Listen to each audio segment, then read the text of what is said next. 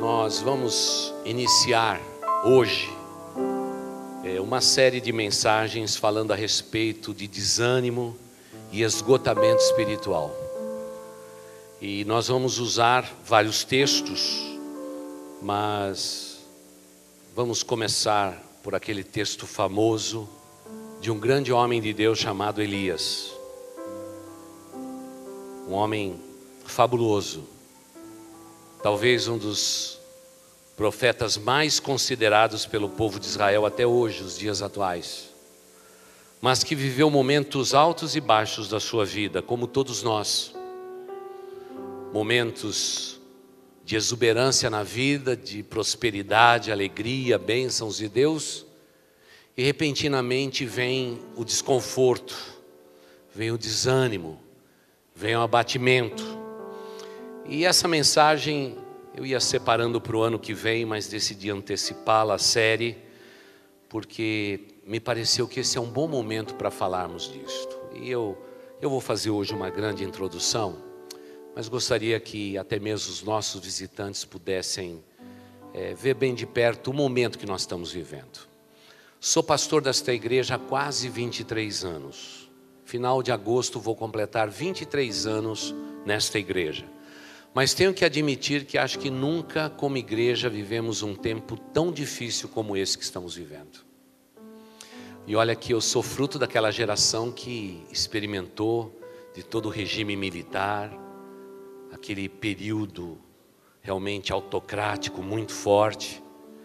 E durante a minha vida toda, eu acho que pela primeira vez na minha vida eu estou vendo um quadro como nunca vi anteriormente na minha vida. Há um abatimento muito grande na vida da maioria dos nossos membros. Há uma parcela de 30% dos membros da nossa igreja. Nós somos estatísticas também, viu, igreja? Muitas vezes quando a gente vê o jornal dando alguma estatística, a gente acha que isso só acontece lá fora, não acontece aqui. Nós estamos vivendo um tempo de tremendo descontrole. Nós temos 30% da membresia de nossa igreja, principalmente homens da nossa igreja, que estão enfrentando grandes dificuldades em suas vidas. Irmãos, nunca tivemos tanto que ajudar pessoas como nesse tempo. Pessoas que jamais eram pessoas que eram grandes doadoras de cesta básica para esta igreja. Hoje precisa de uma cesta básica para subsistir. O incrível de tudo é que os nossos idosos sempre foram um exemplo para nós. Sempre a vida financeira bem planejada, tudo colocado no lugar. E hoje, queridos irmãos, estamos enfrentando uma realidade completamente diferente. Alguns deles ganham 2 salários mínimos, a maioria ganha 1 salário mínimo. Todos eles têm casa própria, cuidaram muito bem das suas finanças. Mas agora a cesta de remédios, principalmente os remédios que não podem ser doados pelo nosso governo, se torna um peso muito grande na vida destes irmãos. Quantos deles com lágrimas nos olhos têm chegado e dito: pastor, eu jamais precisei da minha igreja e hoje eu preciso da igreja. Nunca vivemos isto antes, irmãos, eu tenho que admitir, mas esse é um tempo difícil. Nossos empresários, irmãos, estão completamente sufocados. A maioria deles já venderam os seus bens para manter o seu negócio funcionando. Aquele que tinha uma casa na praia, uma casa no campo, já estão se desfazendo desses bens para poder manter o seu negócio aberto. Esse é um tempo muito difícil. Todos os dias na porta desta igreja há sempre alguém com um carrinho de feira, uma sacola pedindo uma ajuda emergencial. Fiquei extremamente comovido algumas semanas atrás, quando uma senhora veio pedindo insistentemente para falar com um pastor. Eu fui lá para conversar com ela. E ela disse, com uma sacola na mão, dizendo: pastor, eu só preciso de arroz hoje e um pouco de sal.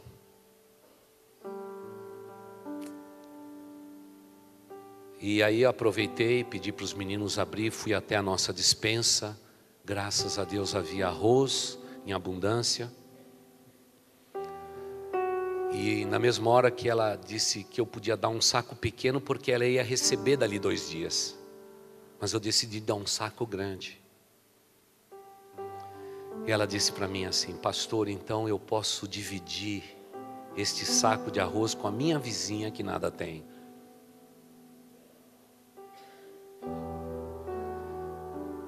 A gente vê a bondade do coração da pessoa, que nesse país são as pessoas mais nobres desta nação. Eu não trocaria aquela mulher por nenhum daqueles que vivem em Brasília. Porque aquela mulher me pareceu extremamente lúcida ao ponto de querer dividir o pouco que ela tinha. Fiz questão de encher a sacola e pegamos um pouco mais. E ela disse: é muito, pastor. Eu falei: eu vou levar para você. Fiz uma caminhada curta até aqui bem perto da Anhangamelo. Foi muito bonito ver aquela mulher dividindo com as suas vizinhas necessitadas o que ela tinha recebido. Eu tenho que admitir no meu coração que nunca vivemos tempos como este. Talvez alguém que tenha mais idade do que eu tenha testemunhado, quem sabe nos lugares, quem sabe na década de 30, 40, 50, nos lugares mais extremos do Brasil, terem passado dificuldades como estamos passando. E agora, nesses últimos 8 meses, o que eu tenho percebido é que uma boa parte da nossa igreja também está passando por uma espécie de esgotamento espiritual. Parece que a fé que esboçamos há tantos anos, ela foi até um ponto, a partir de agora, ela começa até a pesar na vida das pessoas. A maioria delas estão me dizendo: pastor, eu devo ter feito alguma coisa de errado na minha vida para sofrer uma punição tão grande. Estou vendo meus bens sendo diluídos, não tenho mais estabilidade, a vida se tornou tão difícil. Pastor, qual é o pecado que eu cometi? São sintomas claros de que espiritualmente existe um esgotamento. E eu gostaria nesses próximos domingos pela manhã adentrar dentro desse tema fascinante que diz respeito ao desânimo e esgotamento espiritual. Não vamos enfocar apenas o esgotamento físico ou esgotamento emocional, que é tão comum nesses dias, como temos testemunhado. Mas quero me deter mais no esgotamento espiritual, quando alguém que sempre lutou pela fé, sempre buscou a Deus em primeiro lugar, sempre viveu pela fé, no entanto, vivendo momentos difíceis agora, estão a ponto de desistir, não da fé, mas das suas próprias vidas, do seu estilo de vida, da sua maneira de pensar, da sua maneira de agir. Porque os tempos são difíceis. E como igreja do Senhor Jesus, temos que tomar a nossa posição. Decidimos em diretoria que jamais vamos deixar qualquer membro desta igreja passar necessidade. Decidimos, como líderes desta igreja, que jamais vamos ver qualquer um dos nossos idosos padecendo por falta de remédio. Se preciso for, pararemos uma reforma, uma parede que tem que ser construída para investir em vidas, para que haja nesta igreja um ambiente seguro, não de assistencialismo por assistencialismo, mas realmente de cuidado para aqueles que merecem, por aqueles que já realmente contribuíram tanto e num momento como este vive o oposto das suas vidas. E por conta de todas essas necessidades, estão agora se esgotando espiritualmente. Estão realmente esgotando sua espiritualidade e estão sendo tomados por um pessimismo espiritual, muitos deles com sentimentos de culpa, dizendo: eu devo ter errado em algum momento da minha vida. Alguns deles discutindo agora que não conseguem nem mais tomar decisões, porque entendem que as decisões tomadas provavelmente foram erradas, porque hoje a vida tem um desfecho negativo. Vivemos tempos difíceis. Eu tenho que admitir, como falei a princípio, tudo tem sido mais difícil. Não tem sido fácil para a nossa igreja. As contribuições, elas encolhem, é nítido ver tudo isto. Graças a Deus que administramos tudo que Deus nos dá na nossa mão e não fazemos nenhuma loucura. Por isso estamos bem financeiramente, mas a gente consegue sentir claramente que as coisas não estão bem. Por isso, eu gostaria de convidar esta igreja amada e querida, para que nesses próximos domingos estejamos juntos, falando a respeito de desânimo, abatimento espiritual, esgotamento espiritual, para que as nossas vidas possam ser enriquecidas com a palavra de Deus, porque ela dá testemunho claro, de que Deus está conosco até nos momentos mais extremos da nossa vida, até nos momentos em que não conseguimos ver o nosso Deus. Ele está nos olhando, Ele tem o controle da nossa história. Sua soberania não foi raptada pelo momento que vivemos na nossa nação. Ele continua Deus e Deus Todo-Poderoso, Senhor de todos, um Deus que não faz acepção de pessoas. Ele não tem o desejo de ser mais com um do que é com o outro. O nosso Deus é um Deus que não faz acepção de pessoas. Ele é a favor do seu povo. E é o que nós vamos testemunhar pela palavra de Deus. E para isso quero convidar vocês para que leamos juntos o texto de 1º livro de Reis, capítulo 18, os versículos de 16 a 46, nesta grande introdução que vamos fazer.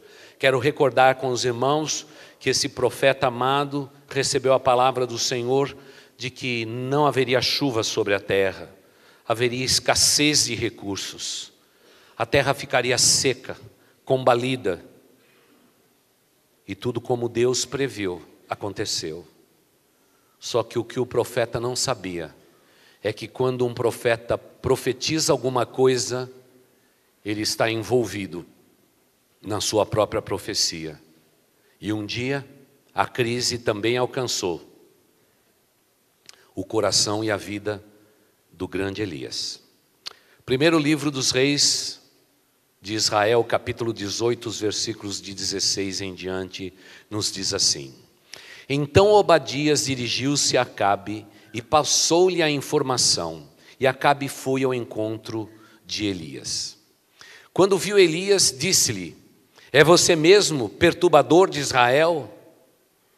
Não tenho perturbado Israel, Elias respondeu, mas você e a família do seu pai têm. Vocês abandonaram os mandamentos do Senhor e seguiram a Balaíns. Agora convoque todo o povo de Israel para encontrar-se comigo no Monte Carmelo. E traga 450 profetas de Baal e os 400 profetas de Acera, que comem à mesa de Jezabel. Acabe convocou então todo Israel e reuniu os profetas no Monte Carmelo. Elias dirigiu-se ao povo e disse: Até quando vocês vão oscilar entre duas opiniões? Se o Senhor é Deus, sigam-no. Mas se Baal é Deus, sigam-no. E o povo, porém, nada respondeu. Disse então Elias: Eu sou o único que restou dos profetas do Senhor, mas Baal tem 450 profetas.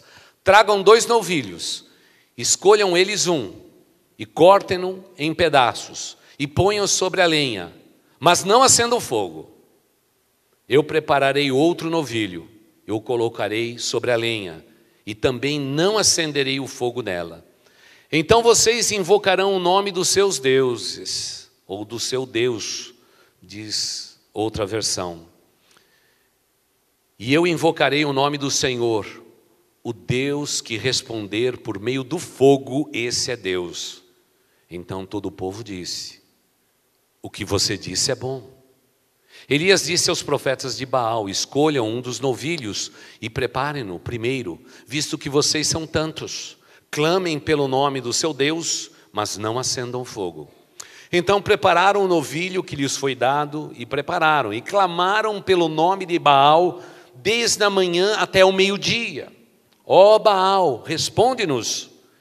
Gritavam e dançavam em volta do altar que haviam feito, mas não houve nenhuma resposta, ninguém respondeu. Ao meio-dia, Elias começou a zombar deles. Gritem mais alto, dizia, já que ele é um Deus, quem sabe está meditando, ou ocupado, ou viajando, talvez esteja dormindo e precisa ser despertado. Então passaram a gritar ainda mais alto, e feriam-se com espadas e lanças, de acordo com os costumes deles, até sangrarem. Passou o meio-dia e eles continuaram profetizando em transe até a hora do sacrifício da tarde, mas não houve resposta alguma. Ninguém respondeu, ninguém deu atenção. Então Elias disse a todo o povo: aproximem-se de mim. E o povo aproximando-se. E Elias reparou o altar do Senhor, que estava em ruínas. Depois apanhou 12 pedras, uma para cada tribo dos descendentes de Jacó, a quem a palavra do Senhor tinha dirigida, e disse: seu nome será Israel. Com as pedras construiu um altar em honra do nome do Senhor, e cavou ao redor do altar uma valeta, com capacidade de 2 medidas de semente. Depois arrumou a lenha, cortou o novilho em pedaços e o pôs sobre a lenha. E então lhes disse: encham de água 4 jarras grandes e derramem-na sobre o holocausto e sobre a lenha. Façam-o novamente, disse ele, e eles o fizeram de novo. Faça-se pela 3ª vez, ordenou, e eles fizeram pela 3ª vez. A água corria do altar, chegando a encher a valeta. À hora do sacrifício, o profeta Elias colocou-se à frente e orou: ó Senhor Deus de Abraão, de Isaque e de Israel, que hoje fique conhecido que tu és Deus em Israel, e que eu sou teu servo, e que fiz todas as coisas por ordem tua. Responda-me, ó Senhor, responda-me, para que este povo saiba que tu, ó Senhor, és Deus, e que fazes o coração deles voltar para ti. Então o fogo do Senhor caiu e queimou completamente o holocausto, a lenha, as pedras e o chão, e também secou totalmente a água na valeta. Quando o povo viu isto, todos caíram prostrados e gritaram: o Senhor é Deus, o Senhor é Deus. Então Elias ordenou-lhes: prendam os profetas de Baal, não deixe escapar nenhum. E eles os prenderam. E Elias os fez descer ao riacho de Quizon e lá os matou. E Elias disse a Acabe: vá comer e beber, pois já ouço o barulho da chuva pesada. Então Acabe foi comer e beber, mas Elias subiu até o alto do Carmelo, dobrou-se até o chão e pôs o rosto entre os joelhos. Vá e olhe na direção do mar, disse ao seu servo. E ele foi e olhou. Nada, não há nada lá, disse ele. 7 vezes Elias mandou: volte para ver. E na 7ª vez, o servo disse: uma nuvem pequena, quanto a mão de um homem, está se levantando do mar. Então Elias disse: vai dizer a Acabe: prepare o seu carro e desça, antes que a chuva o impeça. Enquanto isto, nuvens escuras apareceram nos céus, e começou a ventar, e começou a chover forte, e Acabe partiu de carro para Jezreel. O poder do Senhor veio sobre Elias, e este, prendendo a capa com o cinto, correu à frente de Acabe por todo o caminho até Jezreel. Amém. Irmãos, esse é um dos grandes momentos da história bíblica. É uma genuína confrontação entre o bem e o mal, entre uma nação que se encurvava aos ídolos e um profeta que se curvava diante de Deus. A tal ponto de ele entender que não sobrou nenhum profeta em Israel a não ser ele mesmo, Elias. Mas o pano de fundo dessa história, ela é muito preciosa para nós. Porque o que motivou Deus a fechar as janelas dos céus para não chover, era exatamente a rebeldia do povo. Agora tudo isso acontece, e daqui a pouco, quando a gente vira a página para o capítulo 19, lá está o profeta pessimista, chateado, aborrecido e, mais do que tudo, abatido. E o motivo era o mesmo. As coisas não mudaram. Vamos começar por aí, querida igreja. As coisas não mudaram. Então eu preciso perguntar se as coisas na sua vida têm mudado, têm prosperado, ou se, quem sabe, tudo está igual. Me parece que é exatamente quando a gente não consegue ver, entre manifestações de Deus fechando as janelas, Deus abrindo as janelas, e nada acontece de diferente. Parece que esse é o momento em que nós, seres humanos, por passarmos anos sem que nada aconteça, nós vamos caminhando a passos largos para o esgotamento espiritual. Porque nada acontece. Esse é o drama desse homem. Não temos condição de ler todos os capítulos seguintes, mas o que acontece com esse homem, o abatimento dele não é porque Deus o decepcionou. Não é porque Deus deixou de se manifestar, não. Gloriosamente Deus se manifestou. Mas o que acontece é que o profeta de Deus olhou o povo de Israel antes da chuva parar de cair, o período em que a chuva não caiu, aquele grande momento no Monte Carmelo, onde que Deus disse para todos os deuses daquele tempo, só eu sou Deus. E aí vem o momento seguinte, e o que o profeta vê é que nada mudou. O povo de Israel continuava ainda alheio a tudo aquilo que Deus estava fazendo. Apesar de ter visto manifestações grandes de Deus, nada mudava. E me parece, irmãos, que quando nada muda na nossa vida, e a nossa vida se torna extremamente previsível, repetitiva, é aí que nós começamos a esgotar-nos espiritualmente. Passamos por abatimentos, porque parece que nada tem acontecido. Quantos dos meus colegas pastores, essa igreja tem sido bondosa, tem permitido que o pastor vá pregar por tudo quanto é canto do Brasil. E eu tenho pregado principalmente a pastores, nos lugares mais extremos desta nação. Eu estou indo onde ninguém vai.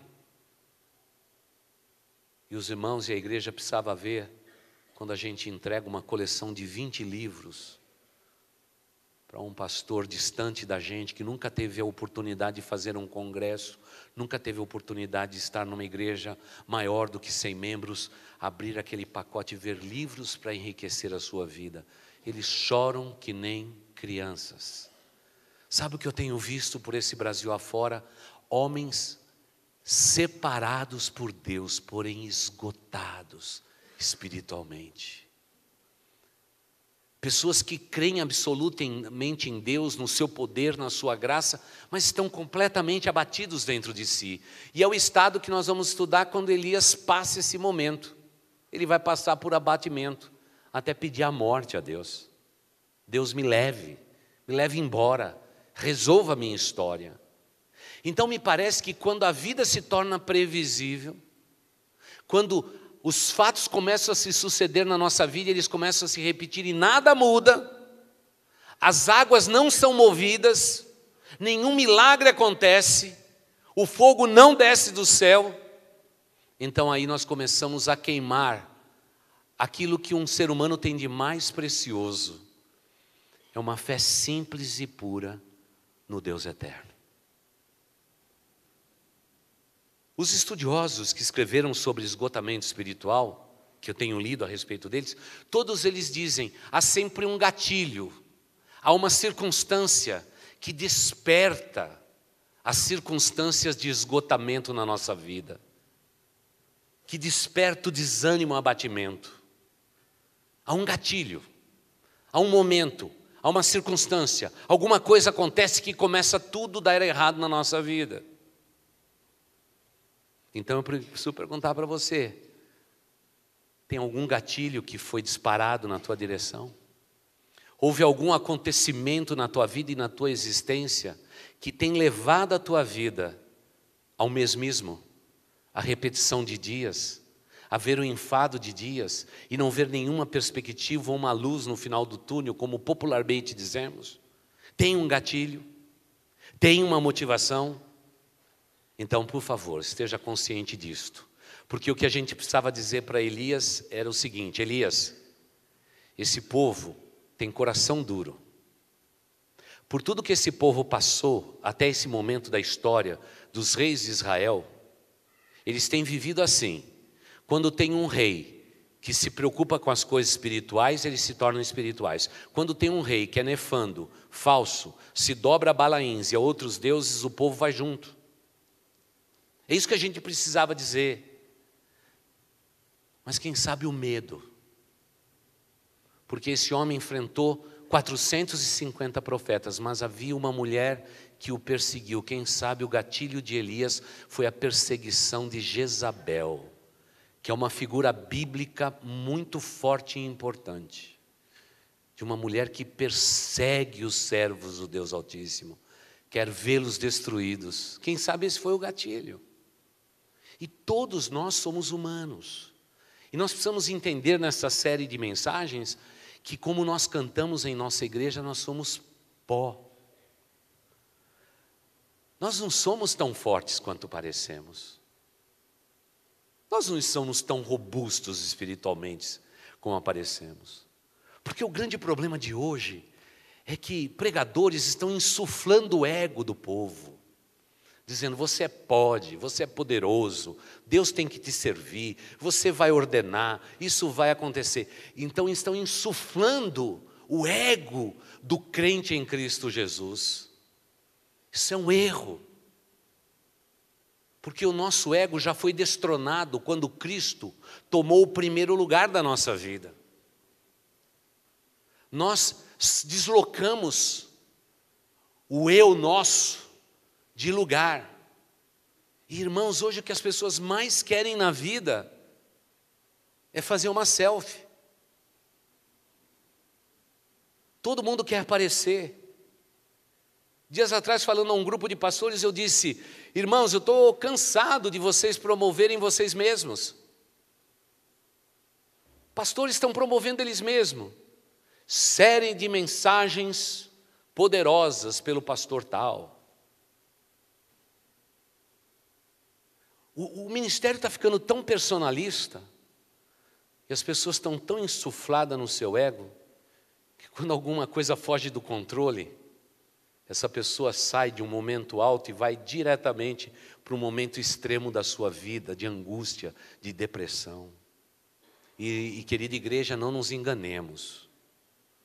O diabo não pode possuir a vida de um cristão, ele não tem esse poder. Louvado seja o nome do Senhor. O diabo não tem poder para ler a nossa mente. Ele não é onisciente. Mas, irmãos, o diabo pode oprimir a vida de um cristão. E hoje eu tenho que admitir que eu tenho testemunhado mais pessoas oprimidas pelo diabo estando dentro da igreja do que em qualquer outro tempo da minha história. Já completo 40 anos de ministério. Hoje a gente tem visto opressão sobre a vida dos cristãos. Por quê? Porque nós queremos sempre promover a nós mesmos. Mas me parece que naquele alto daquele monte, Deus não queria se promover, nem Ele. Ele simplesmente quis credenciar as suas digitais e dizer para todo o povo de Israel: só eu sou Deus. Não há outro Deus diante de mim. Irmãos desta igreja foram comigo até o Monte Carmelo. Como foi bonito subir naquele monte. Mas eu quero lembrar que do lado do Monte Carmelo, há o Vale de Megido, que aguarda o final da história da humanidade. Parece que o Monte Carmelo é o monte da decisão. E do outro lado do monte a gente pode ver Megido, que aguarda decisão. A impressão que eu tenho é que em poucos quilômetros quadrados Deus vai decidir toda a história. Deus se manifestou aos profetas de Baal e vai se manifestar a toda a humanidade em dias futuros. Mas o que acontece? Quando chegamos lá, naquele monte, a gente vê uma escultura de Elias, bem grande, em cima de um pináculo, igrejas pequenas divididas por aquele monte, cheio de idolatria, e a gente diz assim, não aprendemos a história. Elias manifestou a glória de Deus combatendo deuses, e nós enchemos o Monte Carmelo dos nossos deuses. Tem um santo para cada gosto naquele lugar. Triste. Quanta devoção e pouca espiritualidade. É duro você estar em cima daquele monte e perguntar para o guia da comitiva e dizer, onde está o rio? Porque eles nem quiseram manchar o monte com sangue dos profetas de Baal, levaram até o rio e decapitaram todos eles e o sangue escorreu pelo rio. Ele diz, é aquele riacho ali, que passa ali. Foi ali? Foi ali. Foi ali. Enquanto todo mundo tirava a fotografia, eu olhei para um lado e para o outro e disse assim, onde será que Elias, depois de tudo, depois de Deus ter feito tudo aquilo, ele volta para o monte, qual foi o cantinho da terra em que Elias se ajoelhou e colocou o seu rosto em terra? Porque eu prefiro aquele lugar com o rosto em terra do que toda a formosura dessas edificações. Mais do que um rio cheio de sangue que presenciou tais fatos, eu queria descobrir qual que é o espaçozinho onde eu mesmo poderia colocar o meu rosto em terra e clamar ao Deus eterno, tem misericórdia de nós, Senhor.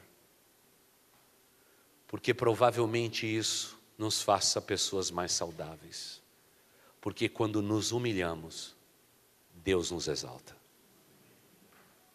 Perguntei para o guia, João estava perto de mim. Perguntei, onde foi que Elias orou? E ele disse, ninguém sabe. E eu falei, qual que é o lugar improvável? Ele disse, acho que na subida do monte. A subida do monte era por ali. Eu falei, então esse é o lugar que eu quero colocar o meu rosto em terra e orar ao Deus eterno para dizer só isso a Ele. Tem misericórdia da minha vida, Senhor. Tem misericórdia. Porque quando nossos olhos testemunham tais fatos, nós precisamos nos humilhar perante a potente mão de Deus, para que no tempo oportuno Deus nos exalte. Precisamos pagar o preço da humilhação, para que um dia sejamos exaltados. Mas parece que nenhum de nós queremos hoje nos humilhar mais. Somos um povo de dura cerviz. Somos um povo que muitas vezes, passando necessidade, nem dizemos ao vizinho que estamos necessitados, porque a gente tem que manter o nosso status. Temos que manter a elegância da nossa postura. Não queremos demonstrar a ninguém que passamos necessidades ou temos fraqueza. Quantos casamentos terminam porque um homem que está sendo tentado na área sexual não diz para um colega, olha, ore por mim porque eu estou passando por isto. Bastou uma oração, ele já fica forte, porque ele compartilhou a sua fraqueza e a sua tentação. Não, mas nós somos fortes demais, e me parece, igreja querida e amada, que Deus está dizendo sempre para o cristão, se humilhe, e o diabo está dizendo, você é importante, você é o cara, você pode, você é dono da tua vida. E não tenho nenhum problema de dizer que até o diabo trabalha dizendo, Deus é com você. Desde quando você nasceu, você foi consagrado a Deus. Tudo vai dar certo na sua vida. Nos levando a passos largos, a colocarmos o nosso ego insuflado e nos esquecermos que o gesto mais lindo do Monte Carmelo não foi o fogo descendo, lambendo aquela água e aquele altar. O gesto mais lindo foi o profeta que voltou, colocou o seu rosto em terra e diz: só o Senhor é Deus. Só o Senhor é Deus. Então eu preciso perguntar para concluir esta parte da introdução. Só o Senhor é Deus da tua vida? Então eu preciso perguntar: Deus precisa cercar você de bênçãos para que Ele seja Deus na sua vida? Ou você pode passar por lutas e necessidades e no meio dela você vai pegar a sua família, aqueles que são seus, e vai dizer no meio da luta: só o Senhor é Deus. Esse é o povo de Deus. Esse é o povo de Deus. A igreja perseguida hoje, a gente ora dizendo: estamos orando para que cesse a perseguição. Sabe o que os missionários dizem para nós? Não, pastor, não ora assim não. Porque a gente tem crescido tanto. Nós não queremos parecer com a igreja ocidental. Vocês têm toda a liberdade e a maioria dos crentes da sua igreja estão hoje em casa dormindo. Preferimos ser perseguidos e honrar o nome de Jesus Cristo. Eu não sei qual o momento que você está vivendo, mas é muito importante que possamos conversar a respeito. Existe um banner que fica girando sempre aí e que diz assim: atendimento pastoral. Sabe o que eu descubro nessa igreja? Quem mais precisa de atendimento pastoral não vem. Sexta-feira tivemos uma excelente reunião de casal. A maioria dos casais que estão em colapso nunca vieram a uma reunião. Mulheres que estão passando problemas sérios dentro de casa não vieram a uma reunião de oração de mulheres. É interessante. Parece que o povo de Deus, no lugar de se aproximar de Deus, quando a crise, quando os altos e baixos da vida e o barco balança a nossa nau, nós fazemos exatamente o contrário, nos afastamos. Irmãos, se existe uma crise instaurada nesse país, é nesse tempo que o povo de Deus tem que ser mais fiel a Deus. Mas por favor, povo de Deus, no meio da tua luta, me permita até ser um pouco drástico, no meio da tua miséria, se você estiver nela, apanhe os seus, deem as mãos e diga em alto e bom som, até para o diabo ouvir: só o Senhor é Deus nesse lar. Só o Senhor é Deus nesse lar. Faça do teu lar um Monte Carmelo e diga em alto e bom som, para que vocês ouçam e para que até o mal e Satanás ouça. Porque há momentos que a gente tem que orar, tem momento que a gente tem que clamar, mas irmãos, tem momento que a gente tem que lutar. A semelhança de Jacó que lutou com o anjo, a gente vai ter que lutar. E se for preciso, irmão, vamos lutar por essa nação, vamos lutar pelos nossos filhos, vamos lutar pelos nossos valores. Se tivermos que entrar em luta, em oração, faremos isso pelo nome de Jesus. Agora só não vale ver a água batendo no teu pé, batendo na tua cintura, chegando à altura dos teus ombros, e você está sozinho no meio da tua luta, enquanto tem uma igreja maravilhosa como esta, um ministério de intercessão grandioso nesta igreja, e a gente não ficar sabendo que está doendo, que você está abatido, que você está esgotado espiritualmente. Não vale, por favor, não faça isso. Precisamos estar juntos nisso tudo, porque quando a gente é informado, a gente tem mais autoridade para orar. Por favor, não fique sozinho como Elias. Não restou mais ninguém, só Elias. É difícil entender esse texto, porque a linhagem dos profetas eram geradas. Gerações e gerações de profetas que nasciam em famílias de profetas, e por uma sucessão natural, eles eram profetas. Mas parece que Deus não estava em moda naquele tempo. Ser um profeta de Deus provavelmente traria grandes problemas, por isso ele ficou só. Por favor, não fique só, porque a chuva de bênçãos vai chegar sobre a sua vida. Mesmo que tenha que demorar 7 vezes sua paciência, 7 vezes as suas possibilidades, 7 vezes o seu esgotamento. Fique tranquilo, um dia o servo de Elias vai voltar e vai dizer: eu vejo uma nuvem do tamanho da mão de um homem, do tamanho da mão de um homem. Era o que a tradição judaica falava, uma mão fechada. Eu vejo uma gotinha de uma nuvem. E o profeta já diz: pode pedir para o rei descer da sua casa de verão e correr para o seu palácio que é mais alto, porque a chuva vai chegar, essa terra vai ser inundada. Irmãos, eu creio na palavra de Deus, creio absolutamente nela. E para você, meu irmão querido e amado, se você está passando momentos difíceis da sua vida, eu quero te lembrar que sobre a sua cabeça há uma nuvem do tamanho da mão de um homem. Prepare os seus carros e cavalos, porque a chuva vai chegar. Tudo aquilo que, quem sabe, o inimigo tem prevalecido e impedido que você receba, Deus vai te dar. Não porque Ele esteja a nosso serviço, Ele é Deus e nós o servimos. Não vamos inverter isto. Mas nós cremos na bênção do cuidado divino sobre este povo que se chama pelo nome dEle. Deus não vai ver o seu nome envergonhado. Mas para isso, meu irmão, você tem que reconhecer que você está esgotado.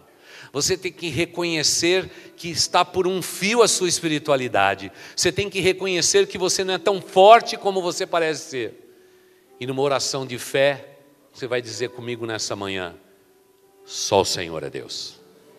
Só o Senhor é Deus. E por favor, me acompanhe nesses próximos domingos, porque vamos falar da alma, das emoções, vamos falar das nossas vidas, vamos desnudar o nosso ser. Porque o que nós mais precisamos é ser gente dentro da igreja de Cristo Jesus. E não podemos nos esconder mais atrás da nuca de ninguém. Frente a frente com o nosso Deus. E aí, eu já posso ouvir o som da chuva. A chuva vai descer. Porque existe um povo que interessa para Deus nesse país. É o povo dele. Mas Deus é misericordioso para, através das nossas vidas, abençoar essa nação. Porque não somos egoístas, não queremos a bênção só para nós, nós queremos a bênção sobre a nossa nação. Por isso, eu pedi para que todos vocês fechem seus olhos para orar, para terminarmos esse culto. Obrigado pelo carinho, pela paciência de ter me dado neste domingo alguns minutos a mais. Mas se você está enfrentando momentos difíceis na sua vida, meu irmão, minha irmã, você adolescente, você jovem, é tempo de tomarmos uma posição. Eu queria orar agora por você, eu quero pedir que você fique em pé, no lugar onde você está, e eu vou orar dizendo: Senhor Deus, olha para esse coração, olha para essa vida, mas nós juntos agora estamos dizendo que só o Senhor é Deus. É o que faremos agora pelo nome poderoso de Jesus Cristo. Senhor Deus, como ministro do Teu Evangelho, eu ergo as minhas mãos e te peço agora pelo nome maravilhoso de Jesus Cristo, abençoe estes que estão em pé. Pai de amor, Tu sabes o momento que eles estão vivendo. Tu sabes, ó Deus, que muitas vezes a luta tem sido tão grande,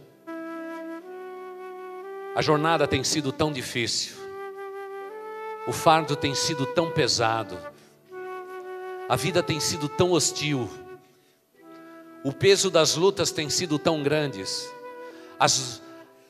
a opressão do maligno tem sido sentida, o abatimento, o desgosto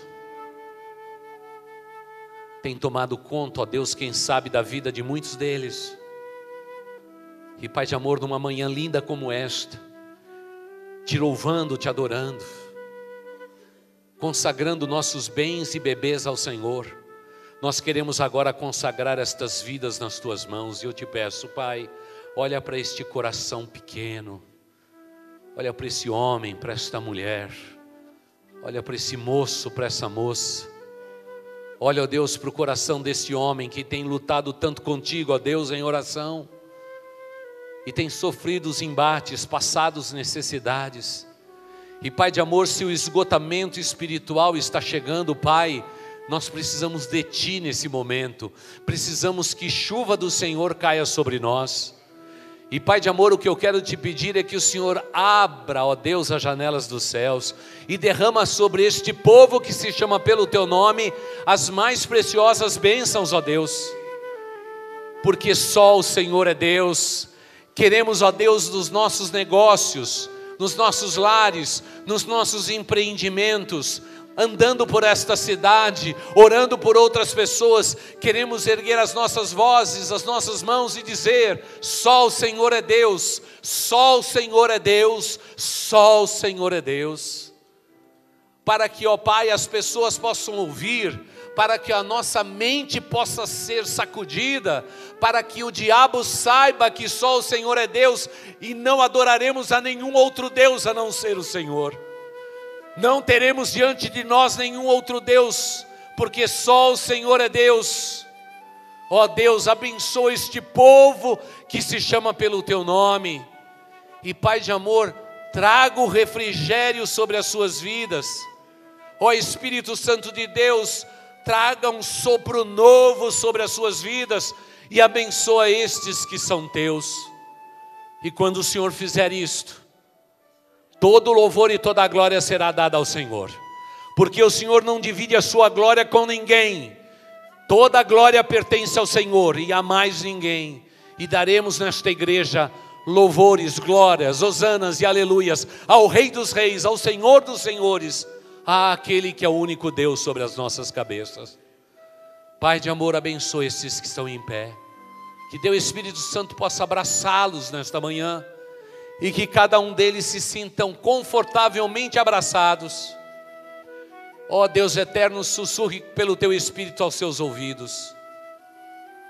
Diga a cada um deles que há, Senhor Deus, uma pequena nuvem, do tamanho da mão de um homem, mas ela é o sinal que a chuva vai chegar, ó Deus. Derrama a Tua chuva sobre nós, ó Deus, e nos abençoe. É o que nós te pedimos e oramos, no nome daquele que nos dá toda a autoridade desta oração. É pelo nome que está sobre todo nome, é pelo nome de Jesus Cristo Galileu, é que nós oramos dizendo amém e amém. Querida igreja, que Deus os abençoe. Vão em paz. Obrigado por esses minutos que vocês nos deram nesse dia com tantos bebês. Vão em paz, que Deus os abençoe. Até logo mais à noite, vamos falar sobre tentação hoje à noite, tá bom? Até às 18 horas, que Deus abençoe e não se esqueça, que em Boas Novas, eu não ouvi, irmãos, em Boas Novas a gente sempre se encontra.